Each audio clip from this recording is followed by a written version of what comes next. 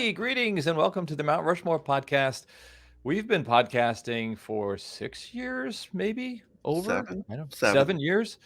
And there are some issues that we've been waiting to tackle till we feel like we had the maturity and authority and presence to do it. And this one is one of those. Michael, it was your idea. What is it? It's the Mount Rushmore of Hostess snack cakes. Any Well, brand, any variety, any whatever throughout history, and I chose it for a couple different reasons. One, when I used to walk home from high school, my mom, who was a health nut and former Miss Natural Olympia or Miss Natural Universe, she was a bodybuilder. Every day coming home from school, I always had like some sort of sweet treat. Like just I'd walk home from high school and there would be like a cinnamon roll from like our favorite like French bakery nearby, or she'd have, and never varied. It was either like that or it was like a Hostess cupcake, like that 2-pack Hostess chocolate cupcake. And so I just have like this core memory of just like that was just in my life for like 3 to 4 years, like almost every day after school. But the other thing that got me thinking about it was my son has been gaga over like Hostess ding dongs or ho ho. He likes a little sweet treat himself after dinner or whatever. And I think Emily got him one once or bought him a box of, I don't know which one it was. I think it was the ho hos. And we've kind of gone back and forth over the last year or so. So this kid, even though he hasn't had like a Twinkie yet or anything like that, he's like heavily indoctrinated into like the Hostess lifestyle. Yeah. And it's just like, it's like it's nostalgia and it's fun and delicious at times and disgusting at times and everything that a good sugary pop culture snack cake should be. Yeah. And Michael, I appreciate that you limited this to Hostess. Oh, okay. Because fuck you, Entenmann's. Yeah. I guess. Right? Is that what you're saying, basically? Little Debbie can go to hell? Yeah. Tasty cakes or what are the Yeah. Well, I guess Little Debbie's now part of the Hostess empire, I think. Unless I'm mistaken. Is it? I'm looking that up right now. I don't want it almost feels like Sony buying up all the different smaller record labels or something like that, or Universal buying. I hope I'm wrong because you are wrong. They are owned by McKee Foods, which is a privately held and family owned American snack food and granola manufacturer headquartered in Collegedale, Tennessee. Awesome. So happy to hear that. But yeah, that does make me feel good. She better watch out, or Chief Big Wheels is going to come after her. Well, that's one thing that I think is fun. Yeah, well, for since I didn't really do the typical introduction, Richard is the other person who you're hearing and seeing. That's right. And I think, Michael, one thing you bring up is how fun since they're often marketed towards young people, they're often used mascots are often the spokes characters for these, and those are a lot of fun too. So why don't we jump in, and since Michael chose it, Richard starts. Sure, let's go with one that's got a classic mascot, and that would be Twinkie the Kid. All right, the mascot of Twinkies. Cool. I'm waiting for Michael to say, "Oh, on my list too," because this is such an obvious pick. I just can't imagine Michael wouldn't have chosen it. Well, I have Twinkies, but I don't have those Twinkies, so I can pivot to my Twinkie after you've had your say of your Twinkie. Good. Okay, good. Twinkies are kind of I would say the quintessential Hostess snack cake. Agreed. In a lot of ways, I think if you were to think of one Hostess product, there's probably two that would specifically come to mind. Twinkies being one of them, and they've become so ingrained in pop culture that they are now the shorthand for the food that you would eat after the nuclear war when it's just you and the cockroaches left. What an incredible marketing campaign that was. Can you imagine that was probably just dreamed up by Twinkies being like, listen, this is this food that everyone can have, and they'll be stockpiling their nuclear fallout shelters with this thing. Yeah, and that doesn't necessarily strike confidence in you as someone who eats snack products. I think the Twinkies were one of the choices in our episode of foods that you would trust to eat way past their expiration date. Oh yeah, yeah, yeah. So if you want to hear more about Twinkies in terms of expiration dates, go back and listen to that episode. Lots of good discussion about gross things that we would eat. But I just love that Twinkies are just so ingrained in pop culture now. I was reading the Wikipedia page about Twinkies, and I didn't realize that they started to become really popular even in countries that didn't sell Twinkies because Oh. they were referenced in Ghostbusters. Oh. When Egon is trying to explain the uh, normal level of psychokinetic activity in New York, and he Yeah. talks about how if it was a Twinkie, the Twinkie representing New York would be 35 feet long. And Winston goes, "Oh, that's a big Twinkie." It's a big Twinkie. And that line just got people all over the world interested to know more about these delicious products that we're making in the United States of America. I also appreciate the fact that the Twinkie is a versatile product. And Michael, sounds like you're going to talk about maybe a variation of the Twinkie, so I won't get too much into that. I am going to the Orange County Fair later today, so I will be seeing and who knows, possibly partaking in the fried Twinkie, which is mwah. It's I think Is it? I think at the Minnesota State Fair, that's a one bite novelty food for me. Like you buy it because you think this could be interesting, and then you take one bite and you're like, no bueno, no. I think so. I mean, my favorite are the deep fried Oreos. That's the Okay. one that works the most. But I like me a deep fried Twinkie. I think you got the sponge cake, you got the cream, you deep fry that, you add something crunchy on top of that. I think it works. Yeah. Do you think the brand cachet of a Twinkie led to its the acquisition, the Hostess acquisition? Because wasn't the Twinkie was kind of the most visible Hostess product when Hostess was going Chapter 11. Yeah. I mean, I think that the public outcry over the loss of Twinkies made probably the parent company now, Apollo Global Management, which, boy, isn't that a romantic sounding name, made them and others realize just how much love there was and how much it would almost feel like something had been ripped out of the fabric of America if there were no more Twinkies. Yeah. You know? I agree with that. This also said that Walmart, this is in 2016, Walmart was selling prepackaged frozen versions of the deep fried Twinkie at stores. So like, wow, that's a weird twist right there.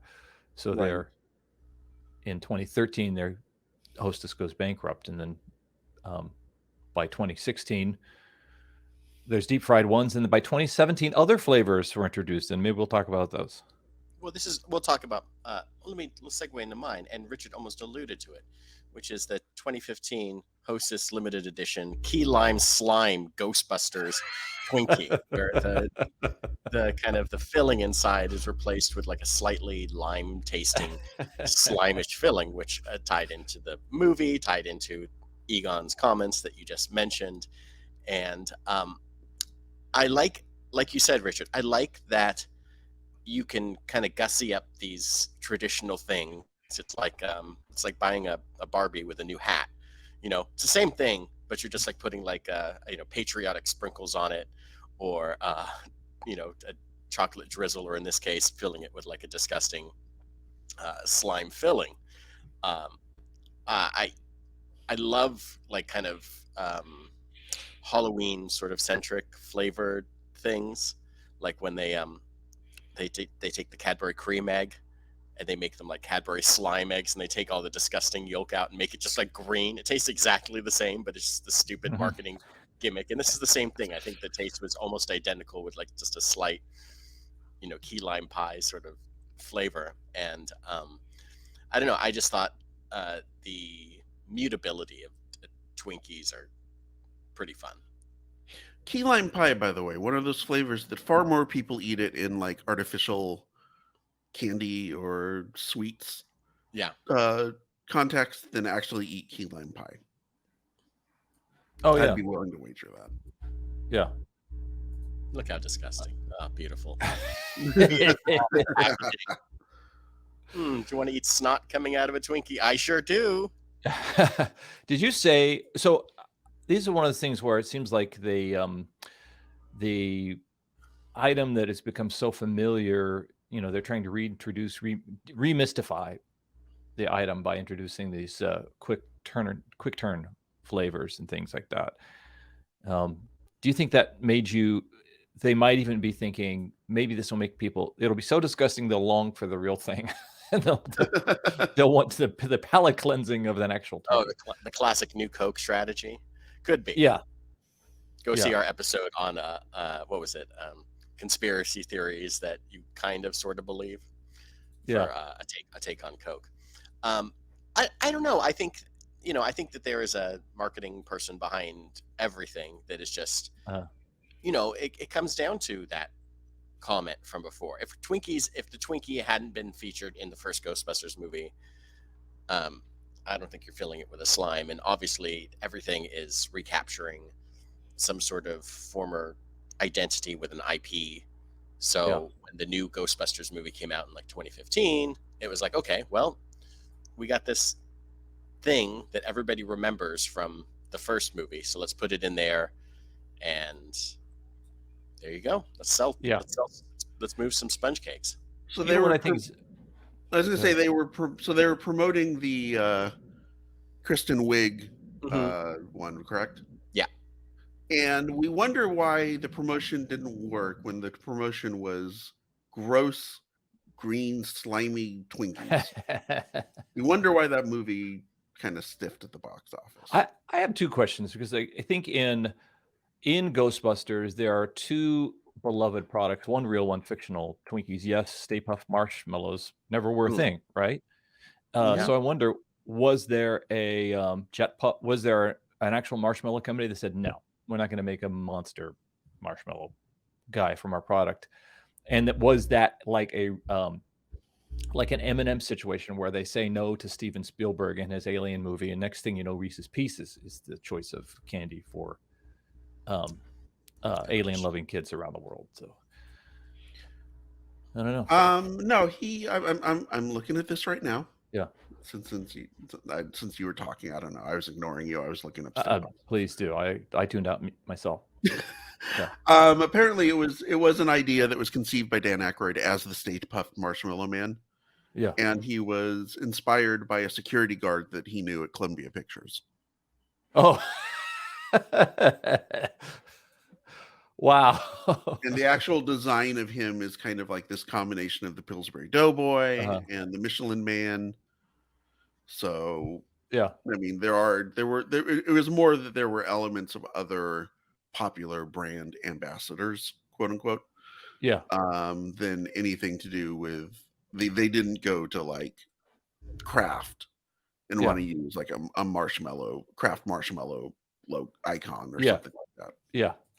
And I can see how, if that company did not have an existing mascot that was anthropomorphized and could walk and do damage of scale up 1 billion times, then what good is it to you? So they didn't have, they don't have a guy. Yeah. All right, Richard, what's your second one? All right, so I will knock off I think, like I said, I think there's two big ones. Second one would be the Hostess cupcake. Okay. And this is one where I respectfully disagree with the Hostess website, because when you go to the product section of the Hostess website, they break everything down by breakfast treats, snacks, and bread. And they're trying to tell you that the chocolate cupcake, the Hostess cupcake, is a snack. Oh, ladies and gentlemen, it is a breakfast treat, in my opinion. It is the way I live my life. This guy. This is this iconic take on this cupcake, the traditional dessert. I don't know, but even to your point in your story, it wasn't a dessert. Wasn't had after dinner. No, it was a snack cake. Well, breakfast can be a snack too. Michael, was your story full of, because you set up your stories. Your very health conscious mother was Yes, just fattening you up every day with sugar. What that has as like a well. Brothers Grimm kind of thing going on. Like, what was the lesson? She is Was a there a woman of many She was many layers. I don't know. It it was was just a thing. It was just like this. She knew I liked to treat. My mother was very uh, sweet, and yeah. whatever. And I remember like if nothing wasn't there, she would feel bad. I never said anything, Oh. but she like felt she like tore Oh, herself okay. apart. okay. Okay. It was Um, okay. I was Richard, gonna sorry. say, to get beyond my own personal weirdness about eating cupcakes for breakfast, Yeah. I like the cupcake because there's so many different strategies for eating Mm. them. You can peel the frosting off of it and eat the frosting first. When I was a kid, I used to peel like the white curly Q kind of drizzly part, peel that off and eat that first. Yeah. You can just kind of eat it in regular bites. You can do what I sometimes do, which is eat around the filling. So you're eating just the cake part that doesn't have the filling. So what you're left with is a cylinder of cupcake that's got all filling in the middle. That way your last couple of bites are just nothing but delicious filling, Yeah. basically. This So is I this is a lot. I This is a appreciate lot of that. the same stuff in the. This is a lot of the same stuff in the deposition that Jeffrey Dahmer would say too. Richard, Which I is will very go with you on this because this was one of my favorites. And then there's a hipster restaurant in Glendale that serves kind of a jumbo version of this, and that was what Yes, my I know wife where got me. you're talking about. I Yeah, think. it's pretty awesome. And I think due to industrial bakery of emulsifiers and things like that, the fondant or ice, just the texture alone of the frosting on the top is something that I just love because it's got like the right amount of pectin, chocolate, and guar gum, or whatever it is that you Right. use to make something kind of seem like fondant, but even more like industrial. Like I don't know, I it does a number on me. we talked about Twinkies having this kind of like impervious to nature, impervious to time sort of feeling of it. Whatever chocolate they use to make their chocolate cakes, somehow in the cabinets in my kitchen, which get hot as hell, they maintain like a Really, crispness. Hmm. Like they don't come out melted most of the time. yeah. They've got something. They've got like a little bit of like adamantium or whatever baked into their structure where they're like they're able to be undefeated. Look at those guys. Yeah. And Eh, I have. eh, Oh, go ahead. Go ahead, Jeff. I realize we're not talking about the mascots is part of the conversation, but these Hostess guys. Who was the guy? Is it King Cupcake? I believe so. But Captain Cupcake. I'm looking. Captain Cupcake. King Don He's was the king of the Ding King, Dong. Yeah, King Ding Dong. Dong. King Ding Dong. Okay. What were you going to say, I Richard? was going to say that I think the cupcakes are the most fun of all the Hostess products, Hmm. partially because of the way you can eat them, like I said, and partially because I think there are so many different varieties that are fun. There's you have the chocolate ones, you've got the golden ones, which are the chocolate with Oh with yeah, a vanilla with like a type of. with like a angel food frosting or a cake. But Mhm. then you've also got sometimes during baseball season they'll come out with the baseball ones that are white with like the red squiggly lines on top so it looks like baseball seams. Mhm. You've got the birthday cake ones. So the fun varieties of cupcakes I think sets it apart from many other of the Hostess family. Yeah, like I've never tried those varieties. Okay, Michael, what's your second? My second choice is the ultra disgusting Hostess fruit pie, where Oh, wow. I have no love for these things as a consumable product. I've had only one of them, which was like the lemon one, because I think I'd like the tartness. But even so, the ooze that comes out of there is the filling is like just horrendous. The concept of these things are just like these overbaked kind of clamshell fruit pie thing. But they kind of exist within this kind of iconic Hostess world. And what I especially liked about them was how prevalent they were to feature like Marvel superheroes or DC superheroes in the old like fruit pie ads that were in like Marvel Comics, where you'd have like, I don't know, a kid stole a bike, and then suddenly the Hulk would come in and like try to resolve the issue, but the only way it could be resolved was through like delicious fruit pies. Their snack, their Hostess snack of choice, and this thing that was just, I don't know, so so crummy, but so iconic as a thing that was on the shelf. They always had the same sort of like awful packaging that was just like, you know, multiplied in different colors. But one thing I also liked while looking this up was that there is a separate Marvel fruit pies Hostess snack cake portion of the Marvel universe. It is Earth 51914, which is like their official designation for the Marvel snack cake universe, where all conflict can be resolved through fruit pies, snack cakes.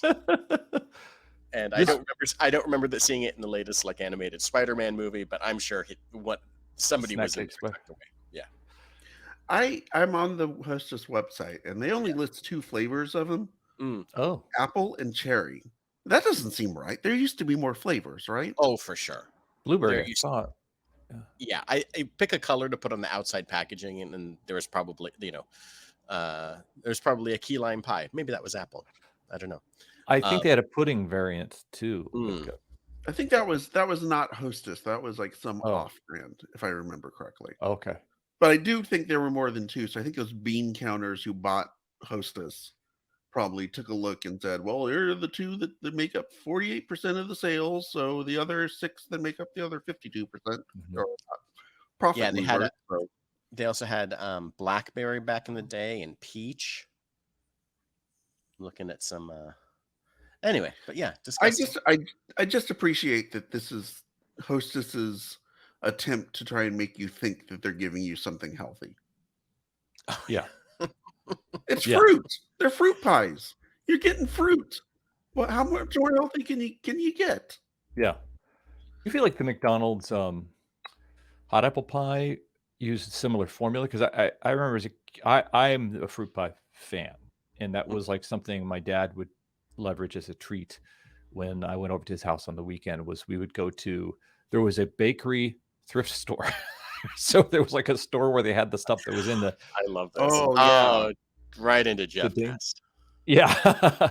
And I think in LA, I only saw one on in Glendale, like on San Fernando and in Glendale. So that was like, hey, this is in the kind of the danger zone. And so they're going to go to this purgatory type of bakery shop.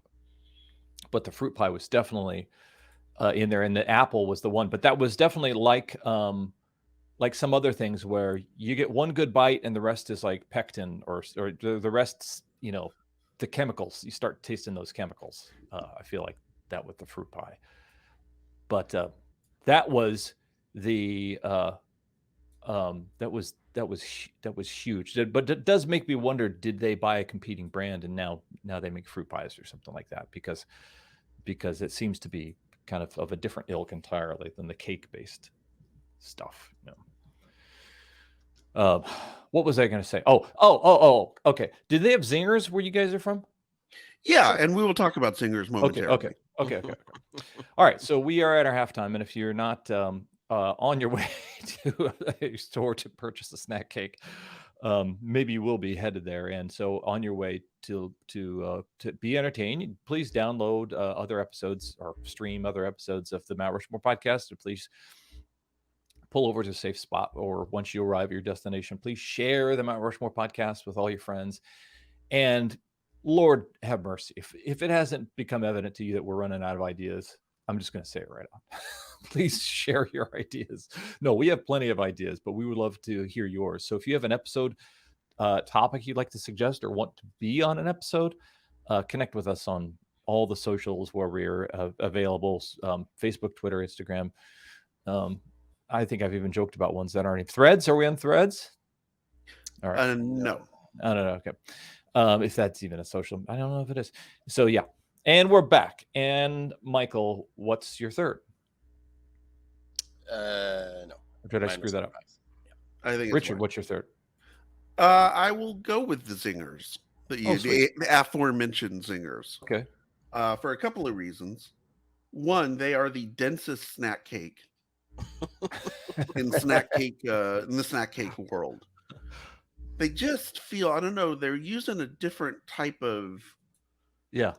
of cake. Would Paul Hollywood call them stodgy? I think he might call them a little stodgy. Might be a little overworked. Would Neil deGrasse Tyson call them antimatter or like black hole? Yeah. So you add the denseness of the cake to the fact that the icing is like really thick. And this is when you pick it up when you're at the convenience store, or the gas station, or wherever you buy your Hostess snack cakes. Yeah. When you pick it up, and then you pick up like a Twinkie, it's like, holy cow, these things are roughly the same size, but this thing weighs like 5 times as much as a Twinkie. Oh, wow. So Well, this is I how feel like bodybuilders work out. They first start with they start doing zingers Start with first. the Twinkie. They do the heavyweight, and then they can do more reps of the Twinkies later because it's not. Yeah, exactly. That's also how I am, but those reps are just the Twinkie going straight into my mouth. So you've got, I think, the value of the zinger. But for me, I know zingers because I know when they were part of the Dolly Madison family. Yeah. Which was later bought out by Hostess. And I know them from the Peanut specials. That's my connection to them. Yeah. Oh, I think that's kind of everyone's connection to them is, you would be watching It's the Great Pumpkin, Charlie Brown, and there would be a commercial on, and suddenly the kids are, everyone's making fun of Charlie Brown, but then he has a host or a Dolly Madison zinger and everything's okay, or whatever. Yeah. Whatever the hell it was. I don't remember specifics. I should have watched it. I should have done my research ahead of the show. I should have watched a couple of the ads, but it didn't do it. Guys, we're doing an episode on Hostess snack cakes. If you're expecting a lot of research on this episode, there are plenty of episodes where we did more research. This is not going to be one of them. And I did do a little bit of research on the zingers, and I didn't realize that with the release of the Real Ghostbusters cartoon series, there was an Ecto Cooler flavored zinger. Wow, that's super cross branding. It was a vanilla filling topped with a thick orange flavor icing, and the cake was colored green. Wow. They also had a Teenage Mutant Ninja Turtles variety of snack cakes. And Really? they had the cream was green for the ooze, and they had a Splinter, Krang, and the 4 Turtles on the wrappers. And they actually produced those for 6 years. I never saw this. I'm kind of skeptical that it actually happened. Maybe it just didn't make its way out to Fresno. I don't know. But I find it interesting that Zingers was I don't know, maybe they felt like Twinkies and cupcakes were so iconic they didn't need to really, for the most part, and I know we talked about Twinkies a little bit with the Ghostbusters one, but for the most part back in the 80s, they were just Twinkies and cupcakes. They didn't do the corporate branding, the movie tie-ins. For whatever reason, Zingers, whether it's Peanuts or Real Ghostbusters or Teenage Mutant Ninja Turtles, they were really tying in hard to kids' cartoons with the Zingers. And I just find that interesting. I don't know why the Zinger was the product that they chose to be their main focal point for their TV tie-ins. It's because there are it's like think about Walt Disney. You don't see like Mickey Mouse in a ton of movies or products because they hold him separate. He can only do special things. That's Twinkies and cupcakes, right? Those are the top tier ones. But you get that kind of like that whorish zinger in there, and we can just slap anything on zinger. It doesn't matter. Zinger can be everybody, it can be anybody. We don't actually care about zinger. We're gonna run him out in another costume and be like, okay, now you know what, you're not quite goofy, but just like you can do whatever. It doesn't matter. We don't care what we don't care the negative impact or the negative comments that we get on Zinger. We'll take those. So you're saying like if Chip and Dale were selling Winston cigarettes, yeah, they'll do they're that. like the Zingers of. They'll do that. They're not this kind of deified, this holy kind of cow or sacred cow. Holy cow! Oh, there's definitely like a higher council. There's an Illuminati that's watching out for like snack cake brands to make sure that like, okay, we're you can screw around with these guys, but yeah. And I growing up, Zingers weren't available all the time. It was something at the convenience store. Sometimes they had them, and then they'd go away for a little while, then they'd come back. It always felt like a big deal whenever they had Zingers, and I think Zingers are just personally my favorite of the snack cakes. If I go into a gas station and I'm looking for a snack cake, and they have Zingers, I'm probably going to get a Zinger. Do you? So at one point, I think I want to discuss the free trade, the free market, and how it applies to these. So it's lunchtime, and you sit down, and you don't like something that you have, and you want to trade for something else or whatever. Which is the most valuable of what we've seen? Well, let me ask Michael what his next one is, and then I want to start thinking like do a I don't know, do a draft. Maybe we do a draft of these things. Michael, what's your third? My third choice is the Hostess donuts, which are the little white powdered sugar donuts that, again, I'm looking through my list, and all of my choices are just mistakes, right? Like the slime green Twinkie, the fruit pie, and now these donuts that you think are going to be amazing, right? Yeah. And you have one of them, and you're like, oh, you start to, that kind of powdered sugar coats the inside of your mouth, so that like, any like lava could go down your like mouth and throat, and you'd be fine, because you're officially like, encapsulated by like this powdered sugar, and then you think you're gonna have another one, and then you're just like done for it. Like it's too much of every little part of it, even though there's only like a few of them in a little package. You think you can get through all of them, and your mouth is just like this. It's like it's like a reverse Captain Crunch, where Captain Crunch like shreds your mouth. It just protects you totally. You could go into any sort of I don't know situation and consume anything after that. Like it's like Homer Simpson like drinking a candle so he can eat like the 5-alarm chili. 5-alarm chili like thing. That, like, you're fine after that, but I don't know. I think where Hostess is so good is like all of their little snack cakes and things look so appealing. Whether they taste amazing, that's you can have there's some that you can have a couple of, right?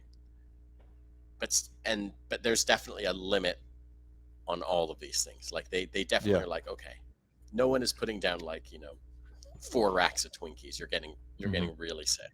And I think the donuts kind of fall into another sort of they're too good to be true. They're just not quite. I would like to point out that on the Hostess website, they list them under breakfast treats. Okay. Oh. So I don't know what the hell's going on with their classification system here. I guess because it's a donut-based thing, and donuts are kind of breakfasty, I suppose. Yeah. Maybe. On the site, does it also delineate, because I think we all agreed on our topic as snack cakes, and we've got a pie, and now we've got a donut. So I wonder, do we have a... It just says breakfast treats, snacks, and bread. Okay.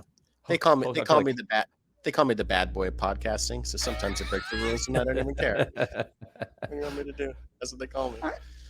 I think I think you could successfully argue the donuts because it's a cake donut. It's a cake donut. Cake donut that is based off of.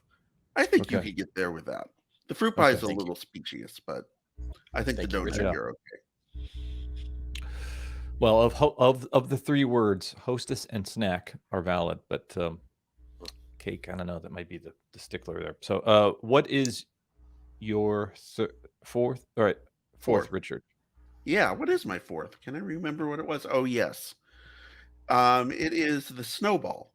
Oh God, the forbidden. This is like a bridge too far. The snowball. And that's why I Really? chose it. I don't really like a snowball because it's coconut, and I'm just not a big fan of coconut sweets. Agreed. But I was fascinated. I'm fascinated by the idea that it's just a lot. It's just Yeah. there's a lot going on with the snowball. Yeah. Yeah. Apparently, there is something, and I doubt Michael is going to pick this as his last pick. The Casbar. No. Has anyone ever heard of this? No. It's like this 6-layer uh snack. It's got like caramel and like cream frosting and like icing and then the cake and then maybe something else on top along with it. Mhm.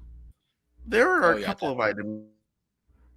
That's one, and then the snowball's the other one, where it's just like you can see the guys at Hostess.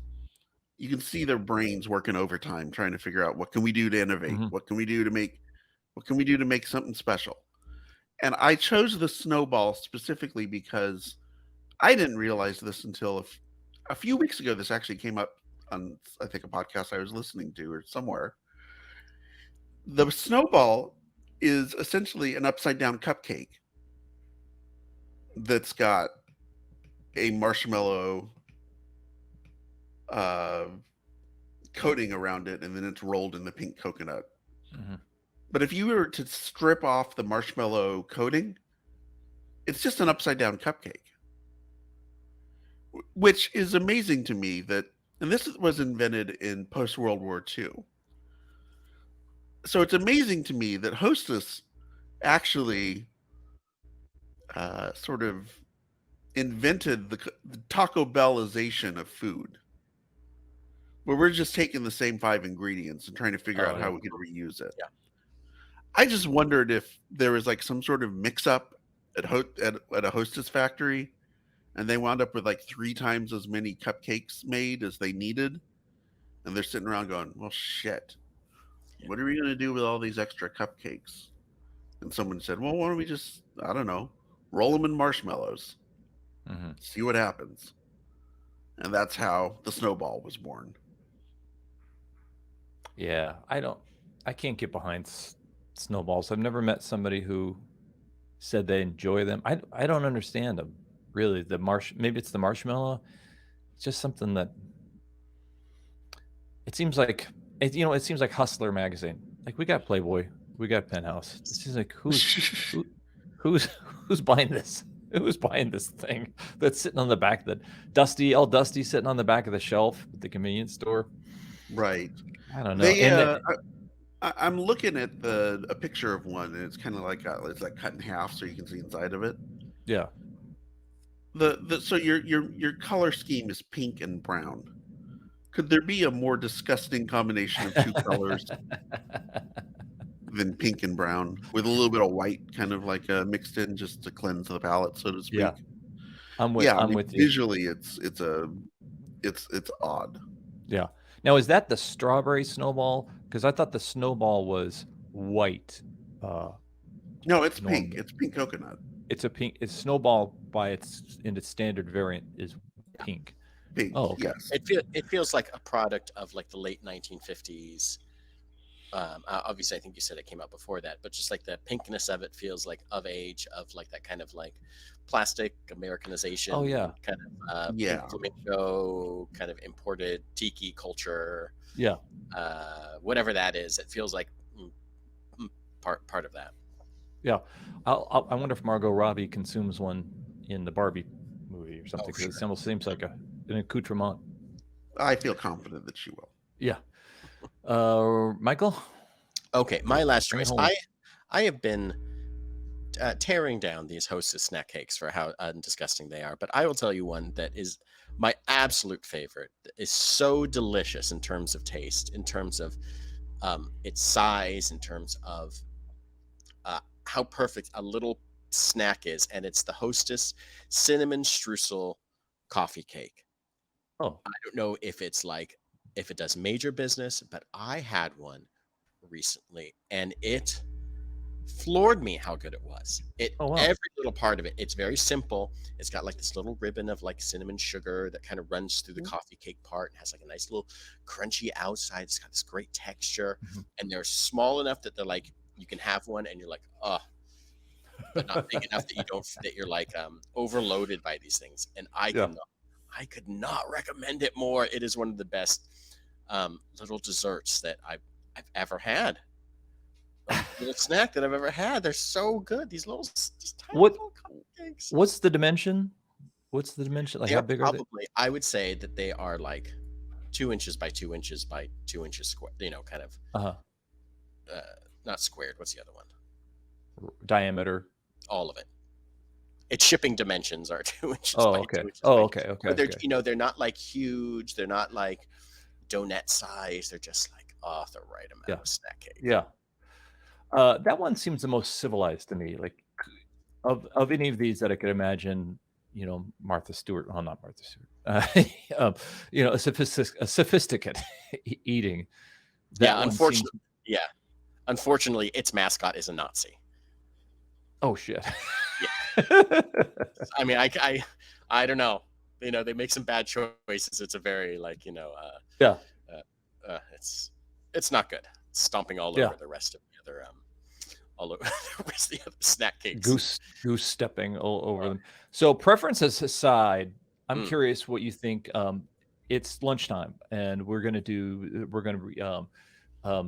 the draft of like what's the most high value of these? Do you think? Who goes? Richard.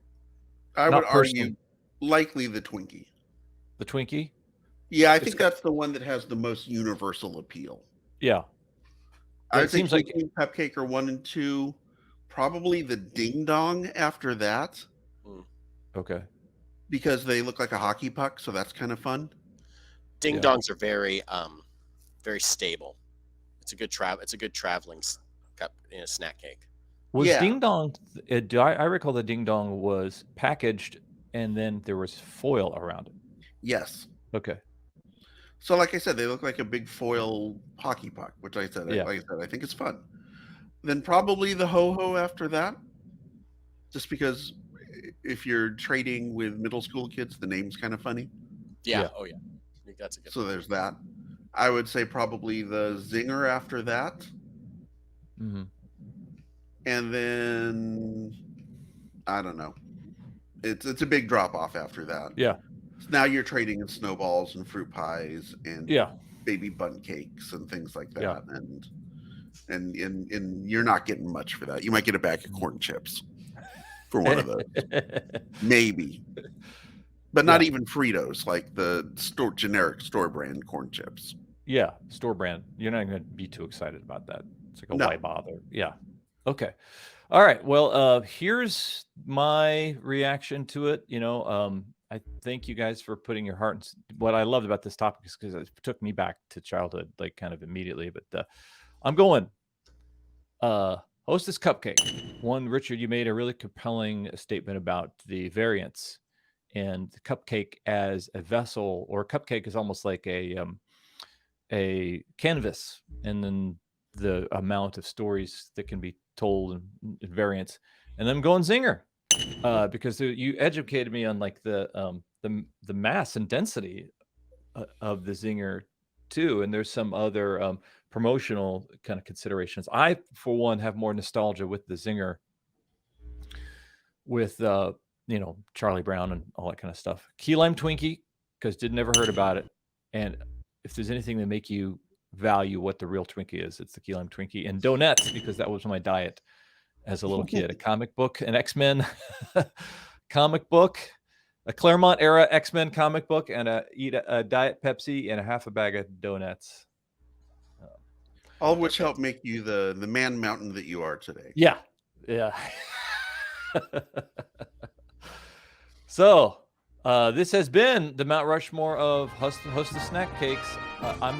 We are the hosts of the hosts. You are the hostess. With the least Hostess. I'm always Jeff. I'm Richard. I'm Michael. We did it.